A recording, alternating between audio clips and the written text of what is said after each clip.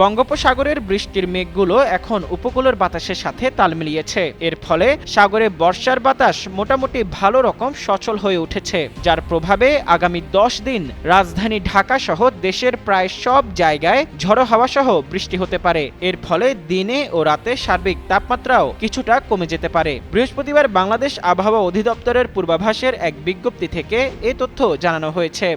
Minister মাথা ঠান্ডা offer, মাসিক কিস্তিতে 1.5 টন এসি মাত্র ৩,৯৯৯ টাকা ও 2 টন এসি 4,৯৯৯ টাকায় পাওয়া যাচ্ছে মিনিস্টার শোরুমে। পূর্বাভাস অনুযায়ী শুক্রবার, শনিবার, রবিবার, সোমবার সকাল 9টার মধ্যে রংপুর, রাজশাহী, ময়মনসিংহ, চট্টগ্রাম ও সিলেট বিভাগের অনেক জায়গায় এবং ঢাকা, খুলনা ও বরিশাল বিভাগের কিছু কিছু জায়গায় অস্থায়ীভাবে ঝড়ো হাওয়া সহ হালকা থেকে মাঝারি ধরনের বৃষ্টি বা বজ্রসহ বৃষ্টি হতে পারে। সেই সঙ্গে দেশের কোথাও কোথাও মাঝারি ধরনের ভারী বর্ষণ হতে পারে এবং সারা দেশে দিন ও রাতের তাপমাত্রা সামান্য কমতে পারে বা অপরিবর্তিত থাকতে পারে। এছাড়া বর্ধিত 5 দিনেও বৃষ্টিপাতের এমন প্রবণতা অব্যাহত থাকতে পারে বলে জানিয়েছে বাংলাদেশ আবহাওয়া অধিদপ্তর।